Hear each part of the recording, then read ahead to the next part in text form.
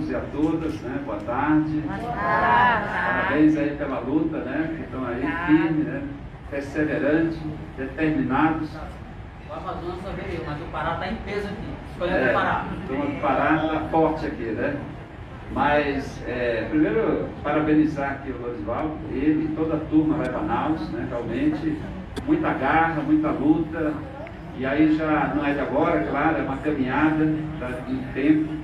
Não é fácil também, né? Olhando os estados grandes do Amazonas, o próprio Pará. E aí você poder mobilizar a categoria. E aí você denunciar a situação que acontece, né? Com tanta gente, as injustiças com prefeitos, né? Com dispensas, com a desvalorização. Então essa luta é fundamental, questão do piso, né? Tratar, portanto, de garantias, garantia do trabalho, a dignidade do trabalho. E a gente vê aí a dificuldade, até para derrubar um veto, né? Precisa de mobilização, né?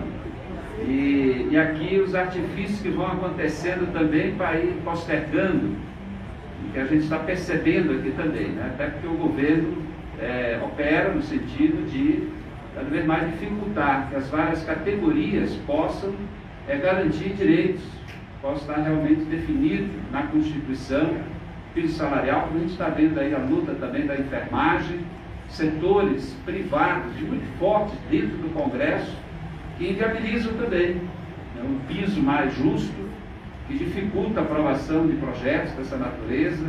É bom lembrar que o governo não é só dentro aqui do Congresso, que é tradicional isso, e agora está muito mais forte, é um setor que tenta levar para a área privada serviços públicos, mas agora o próprio governo contribui para isso.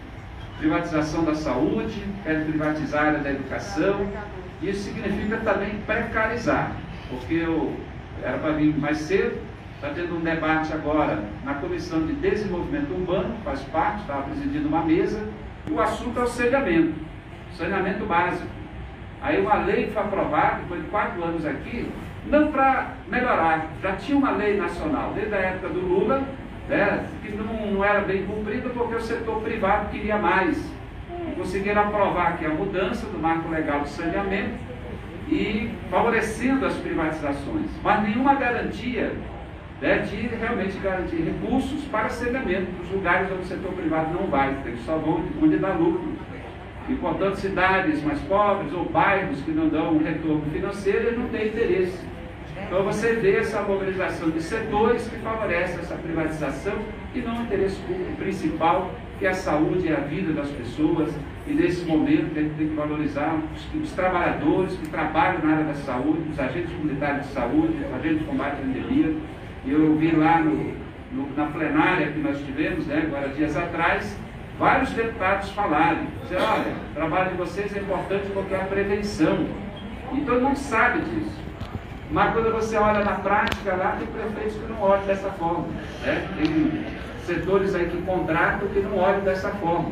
Olha apenas como um gasto, uma despesa, e não como saúde, como prevenção e valorização de quem trabalha. Então eu queria primeiro aqui parabenizar realmente vocês, dizer da nossa parte, vamos continuar nessa luta, a nossa bancada também, a bancada do Partido dos Trabalhadores, está unida em relação à defesa da categoria, ao menos assim foi debatido lá, espero que vá até o final, também, mas da minha parte, aqui representando o Estado do Amazonas, como parlamentar, a gente está junto aí nessa luta. Pode contar com a gente, desejar boa sorte e não desistir. Parabéns, Lorisvaldo, pela luta, pelo trabalho. Está sozinho aqui, mas representa toda a categoria. Esse aí não para não, Esse aqui, ele vem aqui sozinho, mas lá a mobilização é grande, Ele vai de município em município e, portanto, realmente a categoria está bem representada, isso é fundamental, Não ter medo, ficar firme, com coragem e não desistir. Valeu, um abraço aí. Deputado, hoje, deputado. Você está por fora, Luiz. Aqui tem assessoria de imprensa para tudo. Fica aí. Uma imagem vale mais que 1000 palavras. Deputado, Verdade, doutor. A senhora dispensa comentário. Deputado, deputado, hoje houve o cancelamento da sessão do Congresso. E antes do cancelamento, teve a questão que deixou a nossa categoria aqui inquieta, todos nós, a questão da retirada da nossa pauta do veto 2438. E agora nós estamos nessa expectativa de aguardarmos aqui uma definição de quando será, quando haverá a nova sessão do Congresso. Vai ser amanhã, vai ser sexta, vai ser segunda. É uma situação que nós temos que sair daqui com essa resposta, porque nós temos poucos dias, tempo bem curtinho, para conseguirmos aí o nosso reajuste salarial, derrubando evidentemente o veto 2438. O senhor analisa sobre essa situação? Não, realmente eu vim saber agora, porque eu estava lá nesse debate do saneamento, e era informado sobre essa decisão, e está meio desencontrado. E a última que eu recebi seria para segunda-feira, né? A última informação. Mas é a mesa diretora, é o governo, né, que está aí intervindo. Existe aí uma discussão da LDO, que envolve ainda também o fundo eleitoral, que está no meio dessa história, e parece que não está tendo aí os devidos acordos em relação a isso. E eu vou procurar saber mais agora também, né, que agora eu saí já do evento, mas essa é a última informação, que estaria postergando para segunda-feira, dia 13. Se vão antecipar, se vai ter sessão sexta-feira, ainda não está decidido. Nós mesmo não sabemos como é que vai ficar a agenda agora até o final desse ano. Está assim, tá tudo aberto. Pode esticar, pode passar do dia 17, pode deixar lá para o finalzinho ainda, né? Até o dia 22, que seria a data final, né? Antes do recesso. Mas hoje está meio indefinido. A nossa ideia era saber como é que ia ficar o calendário, mas eles estão mudando toda hora. Obrigado, deputado. Parabéns, viu? Pelo apoio à nossa categoria.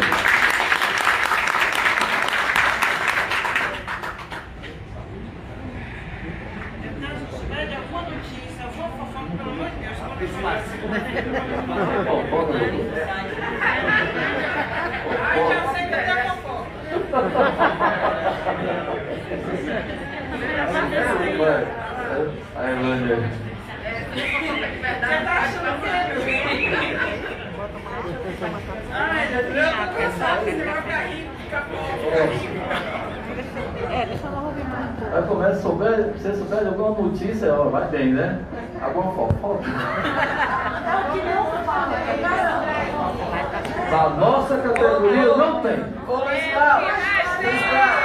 O deputado Zé Ricardo já comeu o mesmo prato que eu lá em Manaus, então eu tenho liberdade de chamar e falar para ele que é fofoca. Com certeza. E foi para comer um trem tão ruim lá que eu falei assim, você não é meu amigo não. Outro trem ruim de comer, viu menino? Logo no café da manhã. Meninos, ó, o negócio tá feio, viu? Saiu aqui um documento da liderança do governo dizendo que é sexta-feira. E aí o deputado sai daqui dizendo que é segunda-feira. Então o negócio tá rico, tá pobre, tá rico, tá pobre. A ideia de vir para sexta-feira talvez se confirme com essa ideia de ter sido cancelado tudo hoje. Por quê? Porque aí se concentra todo o esforço de quem tem interesse nos outros vetos num dia só para dar volume e dar quórum na sexta-feira. Porque sexta-feira todo mundo sabe que é um dia que não existe movimento aqui na casa. Então pode ser essa estratégia. Cancelou tudo para jogar tudo na sexta-feira para dar espaço político para se negociar a história dos precatórios e se negociar o que fica e o que não fica na derrubada dos vetos. Essa ideia de sexta-feira, ela é fundamental por aquele outra ideia que é a apresentação do relatório da LOA, que é a Lei de Orçamento Anual, que precisa ter aqui o posicionamento da LDO. É a mesma coisa do relator ter que decidir quanto que ele vai investir no orçamento. Vamos lá, eu tenho hoje 50 bi para investir no orçamento. Então eu vou distribuir 50 bi. Se cair a LDO, se a gente aprova a LDO, esse 50 bi pode não dar.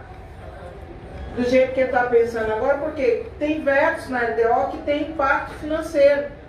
Que agora ele não tem obrigação desses impactos porque está vetado. Então ele não tem que gastar com nada disso. Um exemplo é o nosso piso. Certo? Mas se derrubar os vetos todos que estão lá, que a gente quer que derrube, ou que tem outros para derrubar, outros querendo derrubar outros vetos, significa que esse 50 bi vai aumentar 15, mais 20. O que ele vai fazer? Ele vai apresentar outro relatório? E aonde ele vai arrumar esse dinheiro? Aí aonde ele vai arrumar esse dinheiro é onde o pessoal está colocando, os parlamentares estão estabelecendo aqui a necessidade da PEC dos precatórios. Foi colocado, olha, a PEC dos precatórios vai aumentar não sei quantos bilhões se ela for promulgada. Esse valor vem para quem administrar a divisão desse novo valor, o relator. Como que ele vai fazer o relatório sem a definição da PEC dos precatórios e sem a definição dos vetos? E ele tem que apresentar o relatório segunda ou terça-feira. Compreenderam aí o aperto? Então, eu quero reforçar aqui, aproveitar que a gente está ao vivo, reforçar aqui o que o Luiz Cláudio colocou, Valda, que primeiro, não tem nada perdido. Para todos que estão aí já denegrindo, já jogando, chutando balde, a política é assim mesmo. Nós vivemos num país democrático, onde o processo se dá pelo diálogo, pelo conflito de forças. E o que nós estamos vendo aqui é exatamente isso. Isso era previsível. Tanto é que nós convocamos para essa semana e para a semana que vem. Então não tem nada fora do script aqui, não. Agora, é óbvio que a gente joga as nossas expectativas em algo que já estava pronto definido. Mas o que está acontecendo não é porque os parlamentares estão contra a derrubada do veto 44, item 8. O que está acontecendo é que tem algo muito maior do que isso. Por exemplo, dentro do veto 44, existe a questão do fundo partidário para as eleições do ano que vem, do fundo eleitoral. Então, isso está aí dentro do processo de disputa de espaço. Porque se o governo não promulga a PEC dos precatórios, não tem o auxílio emergencial. Então prejudica, vamos colocar aqui dos pingos, isso prejudica a campanha de Bolsonaro para a reeleição. Mas quem tem a força de derrubar os vetos do fundo eleitoral para ajudar os partidos ano que vem, inclusive a oposição, é o Bolsonaro, que é o governo nesse momento. Então a quebra de braço está, entre outros assuntos, nisso. Vocês não aprovam a PEC dos precatórios e eu estou vetando o aumento na verba do fundo eleitoral para o ano que vem. Olha aí, se a gente está no meio dessa confusão, o povo está olhando para a gente. Então, o primeiro ponto que eu quero deixar vocês aqui existe aquilo que o deputado, todos que passaram por aqui colocaram, é que existe um sentimento de que muitos, ou a maioria absoluta, é a favor da derrubada do veto 44, item 8. Mas é importante a categoria compreender que o veto 44 tem 321 itens. O nosso é o de número 8, é só um item. Então o que está pegando não é exatamente o nosso.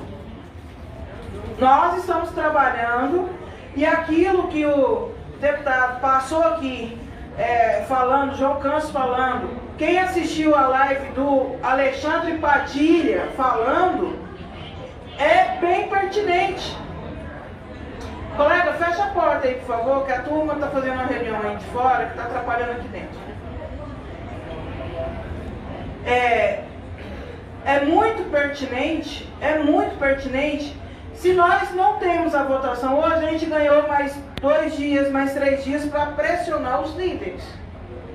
Porque se existir alguma dúvida, agora a gente tem que cair para cima. Cacá Leão, o Elton Roberto e todos aqueles que ainda não tinham se posicionado a nosso favor.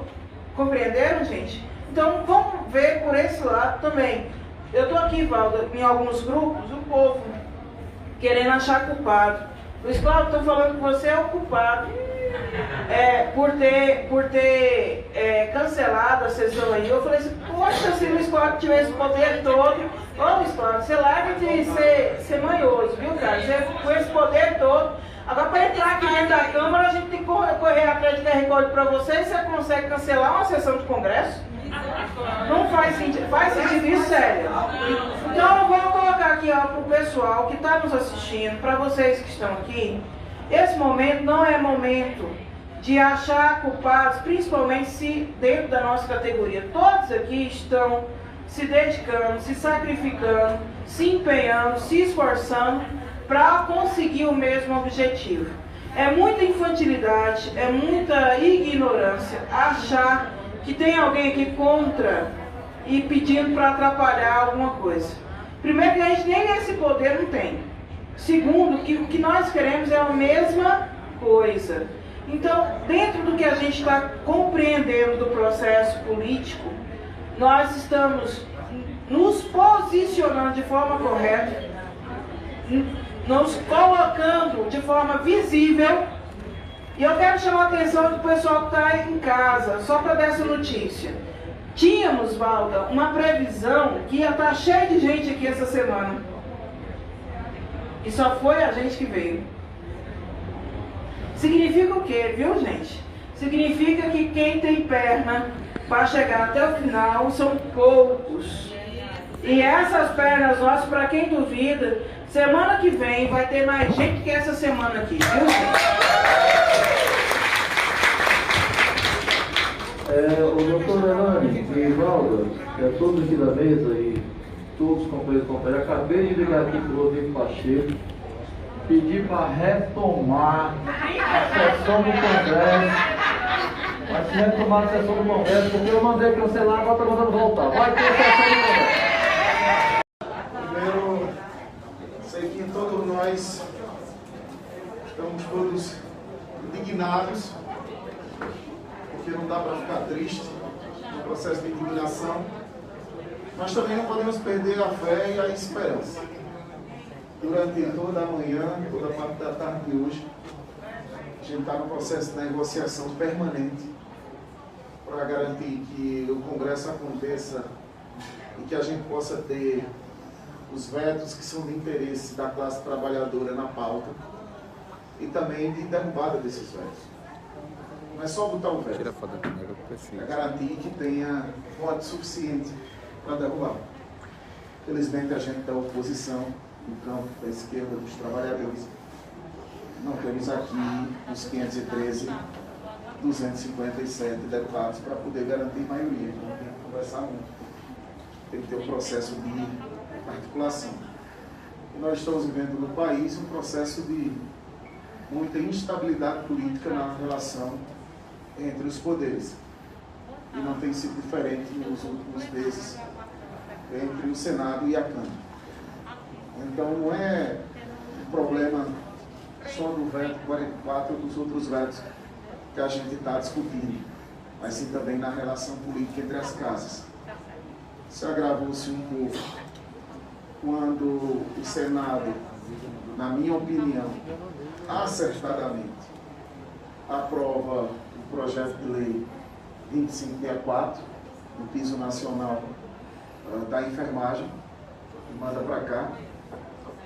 E aqui a gente está nesse debate com a Câmara, ficando na nossa responsabilidade, os prefeitos em cima o tempo todo, e essa dificuldade. E a gente tendo que dar resposta. Inclusive nós temos cobrado que deveríamos ter já colocado na pauta de nos analisar e aprovar. Isso é uma questão de justiça. Recursos, nós vamos atrás, a União tem que aumentar o repasse e tudo mais. Agora é uma questão de justiça com os companheiros e companheiras da enfermagem. O outro se agrava com a PEC dos precatórios, quando o Senado altera a proposta e manda de volta para a Câmara. E aqui agora não está tendo consenso porque o presidente e outros setores querem aprovar apenas o que é de consenso entre a Câmara e o Senado e deixar as alterações que tiveram lá fora. Sem as alterações do Senado, não tem nem o que a gente discutir sobre os precatórios. Nós vamos ser contrários, porque é um calote os precatórios dos professores e professoras. Então, agravado com tudo isso, para realizar um congresso que com pouca coisa em um congresso a gente corre o risco de derrubar a sessão, corre o risco de não ter quórum, corre o risco de ter um veto derrubado ou não, se não tiver muito alinhado politicamente. E aí onde a gente entra nessa celeuma toda aí das questões políticas das duas casas. Estamos trabalhando e vamos trabalhar durante todo o dia de amanhã, na quinta, na sexta, para que na segunda-feira a gente possa ter o mínimo de consenso possível, com condições de colocar os vetos na pauta, de votar e derrubar. É uma questão de justiça, o veto 44, que impede o reajuste salarial dos agentes comunitários de saúde e de endemia. Está previsto no orçamento, a gente trabalhou em cima disso para garantir. É uma falta de compreensão muito grande, é de uma injustiça muito grande com vocês. Durante toda a pandemia, vocês estavam de porta em porta, na chuva, no sol, conversando, orientando. Vocês são os primeiros. Vocês são os primeiros a chegar e o último a sair das residências das famílias brasileiras. Quando morre alguém, vocês são os primeiros a chegar e o último a sair. Quando tem problema de saúde, doença, vocês não são só um agente comunitário de saúde, um agente de endemia, vocês viram psicólogos, viram juízes. Tem crise familiar, muitas vezes o casal está se separando, é para o agente de saúde comunitário que corre lá para pedir um conselho. Vocês vivem na comunidade. É um assunto totalmente diferente. É algo humanizado, que tem uma relação direta com as famílias. Então essa casa tem que fazer essa justiça com todos vocês. Nós estamos empenhados, né, nessa luta. A primeira batalha agora é a derrubada do veto. Depois nós temos outra batalha, que é a PEC 22. Ela está pronta, gente. Não tem nada, está pronta, redonda. Só falta uma coisa, uma decisão política que está na pauta e a gente poder aprová-la. A 14 a gente tem que avançar. Aqui ainda na CCJ tem que avançar nas comissões nesse debate. Ela não pode ficar parada.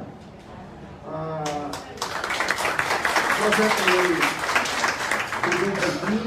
do duplo vínculo, que eu fui relator na Comissão do Trabalho, articulamos o deputado Alencar na CCJ, aprovamos, fizemos nossa parte na Câmara. Agora está no Senado. O Senado não pode deixar parado, tem que avançar, tem que seguir. Porque ela é meritória. É uma coisa simples. Vocês são profissionais da saúde. Como é que pode haver um questionamento sobre isso? Vocês são profissionais da saúde, são trabalhadores em saúde. Vocês têm direito ao duplo vínculo. Mas tem muitos estados, ou alguns estados e municípios, que ficam indo de contra a esse direito. Por isso que a gente fez questão de colocar na lei para não ter dúvida, não parar dúvida sobre um mal intencionado num canto ou no outro. Que é uma falta de reconhecimento, porque não era para estar aí em discussão. Então é importante também dar essa pressão no Senado, para que a gente também avance esse projeto no Senado. Por mais colocar para vocês, nós estamos aqui, toda a nossa bancada, 24 horas de discussão. A derrubada do veto 44 é uma questão de honra, é uma questão de reconhecimento, e nós não vamos, de maneira alguma, como diz o nosso estado, Pernambuco, está aqui o Jorge e nossos companheiros, a gente não vai arregar um só segundo. Nós vamos continuar ali na linha de frente, na batalha, até... Exatamente. Até derrubar o veto 44. Então, conte conosco, conte no nosso apoio. Mobilização total. Não é porque ficou para segunda que a gente vai parar a nossa mobilização. Ai, segunda não. Tá de sexta para segunda, não. Mas eu acho que para segunda já. Fica lá de deputado, bem com agora, independente. Nós precisamos resolver esse ano aí. Nosso recesso, o final está previsto ali para o dia 17. A massa dessa deputada lá. No dia 17, a previsão. E E aqui você não pode arrumar muitas coisas, né? Porque geralmente muda rapidamente. Nós estávamos tudo preparados para hoje. Mas tudo muda. Então, mas o que está previsto é a conclusão do ano legislativo no dia 17 do Congresso, aprovando o orçamento. Tá? Nós estamos tudo alinhado para a questão dos vetos. Claro que se tudo evoluir bem no dia de amanhã, é possível que sexta-feira esteja tudo redondo e a gente faça. Mas se não, aí é na segunda-feira. É um prazo mais ou menos que eu estou trabalhando nessa possibilidade que a gente vai conseguir chegar. Mas nós queríamos mesmo que fosse hoje. Mas infelizmente,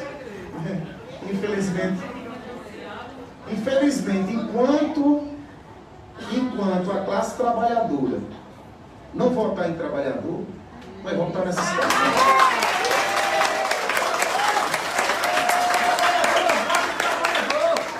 Essa é a única. Olha, então você tem que ser candidata. Não seja candidata a deputado federal. É ótimo, aqui tem que falar muito, tem que falar a verdade. Porque, gente, na hora que a gente não tiver a certeza de quem é que nos representa, a gente tem que entrar na política. Tem que se colocar. Eu fui vice-presidente da CUT, fui presidente da CUT durante 2 mandatos. Foi exatamente naquela jornada de retirada de direitos em 2016 e 2017 que a Central Sindical em Pernambuco e os movimentos populares decidiram que eu tenho um representante que ia lançar um candidato. Se a gente contar a quantidade de trabalhadores que a gente tem, se a gente colocar, a gente teria 300 aqui facilmente. Por que a gente tem a maioria de representantes do poder econômico, das empresas? Porque a gente, infelizmente, a classe trabalhadora muitas vezes vota no patrão em vez de votar no trabalhador. Então a gente precisa ter mais agentes comunitários de saúde, deveria aqui, como deputados e deputadas. Nós precisamos ter mais vereadores e vereadoras. Por que no nosso município a gente não consegue eleger? É porque às vezes a gente fica no favor que a pessoa nos fez, ou porque é aquela vantagem que nos ofereceram. Ou a gente passa a acreditar na política como um espaço nosso, ou a gente vai chegar toda vez e vai se deparar com essa situação. Eu não estou aqui dando lição de moral ou puxando a orelha de ninguém, não. Estou constatando um fato, a realidade. É o que é real, porque aqui na Câmara de Vereadores a gente tem tão poucos representantes dos trabalhadores. Olha, em Pernambuco nós somos 1,5 milhão de agricultores familiares. 1,5 milhão. Só de agricultores familiares que votam nas eleições. Eu sou o primeiro agricultor familiar a ser eleito pelo Estado de Pernambuco. E tive 72 mil votos. Dava para a gente ter elegido quantos? 15. Quantos professores a gente não tem? Quantos trabalhadores na saúde? Desde o primeiro dia de mandato aqui, eu sonho e tento trabalhar na possibilidade da gente ter um piso nacional da saúde. A gente fica brigando o piso nacional dos agentes comunitários de saúde e endemia, o piso nacional da enfermagem, agora dos odontólogos, enfim. Uma briga de cada categoria. Se a gente faz da área da saúde. Mas a gente precisa ainda evoluir politicamente, dentro das nossas organizações, dentro do campo sindical, do campo popular de esquerda, esse processo. Agora é a vida. E a gente vai evoluindo em cada canto. Por isso que a gente não pode desistir. A gente tem que disputar o conselho tutelar, a gente tem que disputar a eleição de vereadores e vereadoras, tem que disputar para prefeito. Eu fui candidato a prefeito na cidade de Tabira, minha cidade, em 2008. Eu tive 500 votos. Quando eu fui candidato a deputado federal, eu tirava um onda agora. Mas teve 500 votos para prefeito, para deputado ele vai ter quanto? Eu disse 500. Em cada município, que são 184, e essa é a minha meta. E foi exatamente com 200 no canto, 300 no outro, 100 no outro, 500 no outro, que a gente se elegeu deputado federal. Então a gente não pode desistir da política. Desistir da política é desistir do Estado Democrático de Direito. É desistir da democracia. Aí vira ditadura ou vira um processo de monopólio na mão de segmentos familiares que acaba reproduzindo no tempo de tempos. Então, força, gente. Também o Pernambuco está de parabéns. Porque ser político, qualquer um pode, deputado. Agora, ser político com consciência são poucos. E aqui nós estamos diante de 2 deputados, que eu já falei da nossa deputada e vou continuar falando, mas tive o prazer de ouvir mais um deputado que realmente é de consciência e faz aquilo que é o nosso trabalho no dia a dia. É a coisa mais certa do mundo. Eu recebo para fazer isso, mas eu divido com vocês. E eu divido a minha experiência e tudo aquilo que eu tenho de melhor. Essa é a diferença. Então, eu quero muito agradecer ao deputado pelas suas falas. E não vou me alongar mais, porque a nossa deputada já tem um tempo aqui aguardando e ela tem um outro compromisso. Mas eu não vou impedir a companheira de dar os seus bem-vindas. Para o Jonathan apresentar. Deputado, aqui o FENARAS e a FENAS, a gente tem uma forma de trabalhar diferente dos demais. Por quê? Porque nós compreendemos que nós só estamos aqui pelo coletivo. Então ninguém é melhor que ninguém. Então todos nós aqui somos presidentes. E cada deputado que chega, a gente chama aquele do seu estado para vir e dizer quem é ele, porque eu não o conheço. Quem fala do senhor para mim é Luiz Cláudio, é o pessoal do Pernambuco. Então, para essa deputada, eu conheço o que eu vivo dela. O que eu vivo dela tem sido essas últimas semanas desse ano, aqui dentro do gabinete dela, onde lá nós somos tratados como vereadores, vereadoras, prefeitos e prefeitas com direito a café e pão de queijo.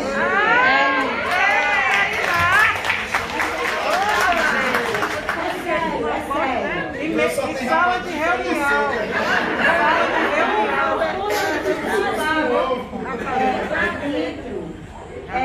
Ela nos apoia, ela apoia essa categoria. E nós falamos isso porque a gente entra, inclusive nós temos deputado, eu digo logo para o meu estado também, eu coloco nem para os outros, não, coloco para mim, que nós temos deputados que abrem a porta, conversa, a gente senta até terminar de conversar, acabou, vai embora. Ela tem esse diferencial. Nós entramos, conversamos com ela ou sem ela, com direito à reunião, dentro da sala dela, na mesa dela, com direito a café, a queijo. E ainda tem um que fala assim, ó, se vocês precisarem de alguma coisa, nós estamos aqui à disposição. Acolhimento, que é o que o nosso povo mais necessita. É o respeito, o carinho, a atenção, o zelo. O ser humano, sabe, pegado, abraçar e dizer, eu estou aqui acolhida, Senhor. Então eu quero agradecer a vocês, deputado. Também se está acolhida por nós. Não, mas é o Jonathan que vai fazer. Agora não sobrou nada para falar. Está para sentar de joelhos. Muito bom quando isso acontece aí, sobra pouco. Essa aqui, ela já ultrapassou o limite de ser deputada, ela já está no campo de amiga, porque ela conheceu nossa realidade e quando ela deparou com a nossa dificuldade, que é precarização, é a situação das condições de trabalho, ela correu o nosso estado, ela visitou mais de 79 cidades e ela parou todas as reuniões antes de conversar com o vereador, prefeito, ela conversou com um agente comunitário de saúde e a gente Então eu tenho muito orgulho de falar da deputada Rose Modesto, porque ela já quase está vestindo o coletivo dessa amarela. Tem prefeito e vereador que já liga para o agente, quando vocês vão falar com a Rose, aí vamos falar com a Rose Modesto, sim. Então sim, é um prazer trazer essa deputada e vamos ouvi-la nesse momento. Ei, só uma observação, ela já vestiu esse coletinho, viu? Quando eu crescer, eu quero ser igual ela.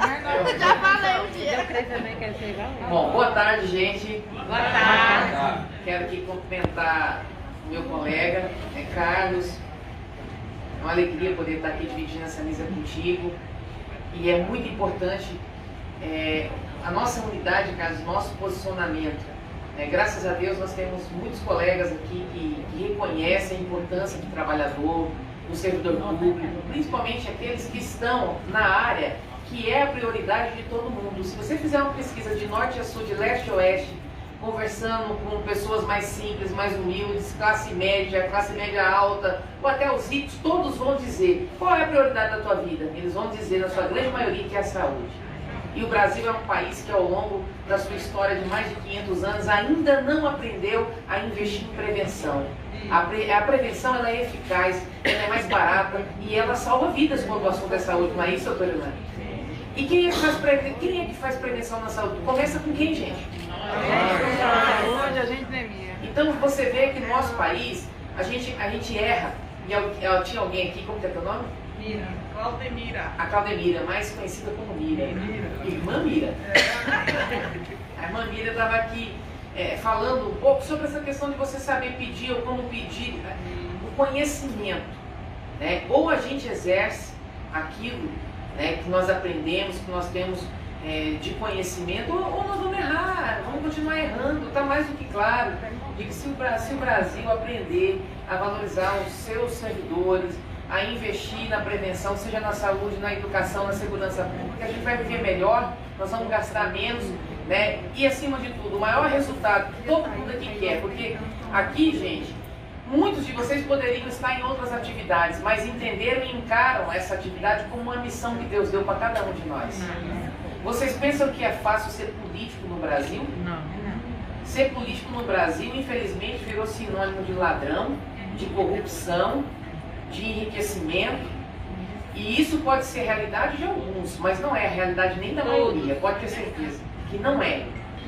Eu sou filha de uma diarista, filha de um servente de pedreiro, que tive acesso à educação, que me preparei, que me formei, me tornei professora, e a partir daquele momento eu entendi que aquilo que aconteceu comigo, a oportunidade que eu tive, era minha obrigação como professora, depois como vereadora em Campo Grande, depois como vice-governadora do meu estado que fui, e hoje como deputada federal, a minha obrigação é lutar para que todos sejam representados dentro dessa casa, mas principalmente aqueles que mais necessitam, aqueles que mais precisam, e acima de tudo, aqueles que se tiverem bem, vai cuidar melhor da população. Essa é a diferença. Eu queria aqui reafirmar o meu compromisso, não só pela derrubada do veto, mas como deputado Carlos. A nossa mobilização foi uma surpresa para todos nós. Né? Eu estou na mesa diretora, nós não sabemos exatamente ainda o que houve, nós já estamos conversando, inclusive, por parte da mesa. Já passei uma mensagem, não consegui falar com o presidente da Câmara, passei uma mensagem ao Arthur Lira para ver se a gente consegue ainda pautar para sexta-feira, né, essa sessão do Congresso, essa articulação junto com o Senado. E no máximo, se não der na sexta, caso a gente, né, na segunda-feira, está mobilizados e prontos para a gente poder derrubar esse veto. Não posso encerrar a minha fala, doutora Elane, de dar aqui um testemunho. Vocês falaram aqui de mim e eu nem mereço tudo isso, porque de fato é a nossa obrigação receber bem, principalmente, gente, hoje aqui talvez, alguns, quem está vindo pela primeira vez? Levanta a mão. Aqui, mas aqui tem um grupo, né, que está aqui quase que toda semana. E aqui eu quero falar em nome aqui da Valda e quero falar em nome da doutora Elane. Eu quero dar um testemunho de vocês. A luta dessas mulheres e com tantos outros colegas, está ali o Luiz Cláudio que está ali, a luta dessas pessoas aqui, gente, diariamente. É difícil uma semana que eles não estão aqui. E esses últimos meses têm sido exaustivos. Em alguns momentos até humilhante. E eles estão aqui firmes, lutando, sabe, ficando aqui 8, 10, 12, 14 horas dentro da Câmara Federal, né, defendendo vocês, lutando por vocês, buscando diálogo. E eu queria dar esse testemunho aqui para dizer que eu sou professora e sou sindicalista também. Né? E como é bom você poder contar com alguém ou com alguns que tem coragem de pegar às vezes 12 horas, 15 horas dentro de um ônibus, outros vêm de avião, outros vêm de carro, para vir aqui representar milhares e milhares do Brasil inteiro. E como disse aqui o Carlos, muita gente lá sentada agora, né? Alguns confortam dizendo assim, o que aquele bando de bobo foi fazer lá? Mal sabem eles a importância que tem essa mobilização de vocês, a unidade de vocês e até o barulho que vocês fazem aqui dentro de uma legalidade. sabe, dentro do direito que vocês têm, de poder dar essa forcinha, no sentido de realmente mexer com o coração de quem ainda tem um coração meio peludo por aí, para abrir esse coração e reconhecer que depois de uma pandemia, não é mais discurso, não é mais, sabe, florzinha, que é uma delícia receber flores, homenagens, né, música na frente dos hospitais, né, dos centros de saúde, atendimento, tudo isso é maravilhoso, mas a melhor homenagem que nós podemos fazer a vocês é lutando por justiça, é lutando por melhores salários, sabe, é lutando por uma aposentadoria especial, é o momento, esse é o momento, tá? Então, isso vai acontecer, valorização. E vou dizer, você sabe por que muita coisa já avançou? Porque teve aqui Valdas, lá para trás, que abriu estrada, e hoje vocês estão aqui, doutora Ilana, abrindo estrada para outros que daqui a uns anos estarão aqui. Porque se tivesse ficado em casa com os braços cruzados, entendeu? Deus é o Deus que pode todas as coisas, mas Ele usa pessoas e está usando vocês, e é diferente. Quero reafirmar meu compromisso, nós estamos juntos, não é fácil a luta, não é fácil, pode ter certeza, mas nunca foi fácil também, as coisas importantes são sempre difíceis, mas com unidade, com sabedoria, com fé, com motivação, eu tenho certeza que a gente vai alcançar nosso objetivo. Aos meus amigos conterrâneos, a minha gratidão pela prestação de serviço de vocês. Ao Jonathan que está aqui, ao Marco que está aqui à minha direita, ao Anderson que está aqui, e ao nosso querido João, representando, né, todos os agentes comunitários de saúde, os agentes de combate a endemias do Mato Grosso do Sul. Primeiro como usuária do sistema, depois como professora, entendendo a importância que tem quando vocês chegam dentro das nossas casas e batem aquele papo. Como é que tá aí, dona Rose? E vai, e a notinha, e vai, e fala, e aconselha. E lógico, como deputada federal, a minha gratidão a todo o trabalho que vocês têm prestado no nosso estado. E eu só posso retribuir de uma forma. É votando, é lutando e, obviamente, mandando fazer cafezinho e pão de queijo.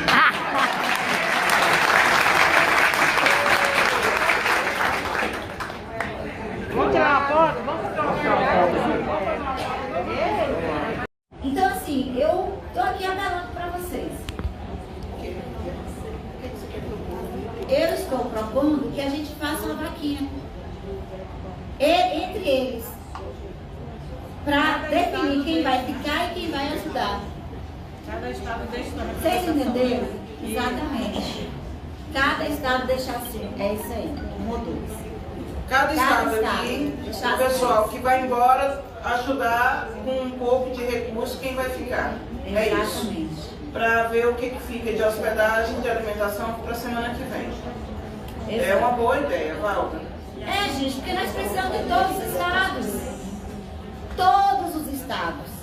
Mas todos os estados não pode. E aí fica cuida de paz, Amazonas e o Pará que eu não tinha citado. Pará, deixar o nosso povo aqui, pelo menos 2 pessoas ou 3, e colocar o pessoal do Ceará também para ficar.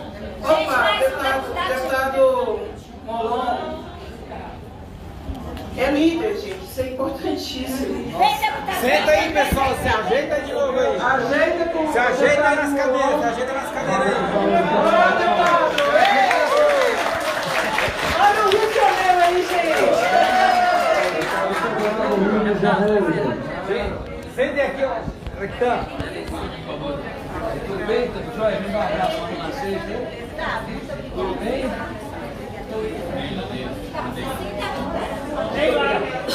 Pessoal, eu estou no meio de uma correria louca aí, correndo de um lado para o outro, que essa casa aqui a gente não para. Ainda mais quem é líder da oposição, esse desgoverno Bolsonaro que tem que acabar para o Brasil ficar livre de uma vez por todas. Então, nessa correria entre uma coisa e outra, eu fiz questão de dar uma passada aqui para dar um abraço em vocês e dizer que hoje, na reunião de líderes da casa, para tratar dos vetos, a oposição levou à base do governo o nosso pleito de derrubar o veto 44.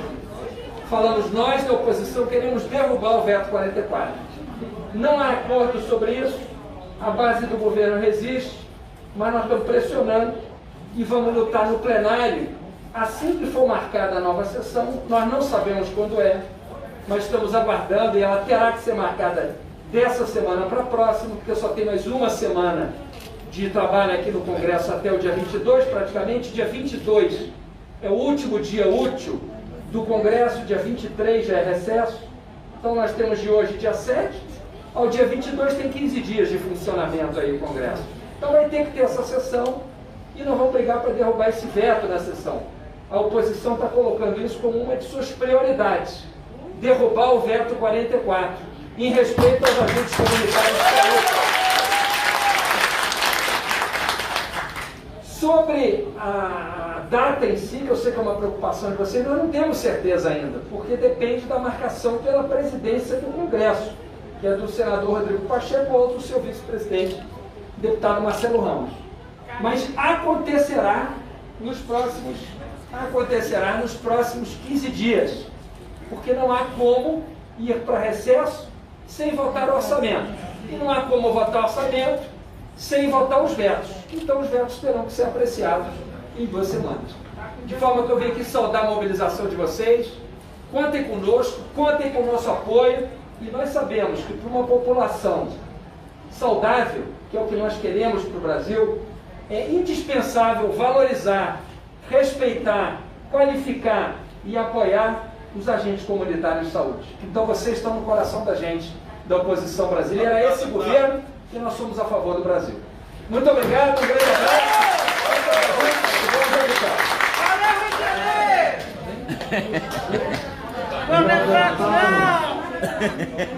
Muito obrigado a todos.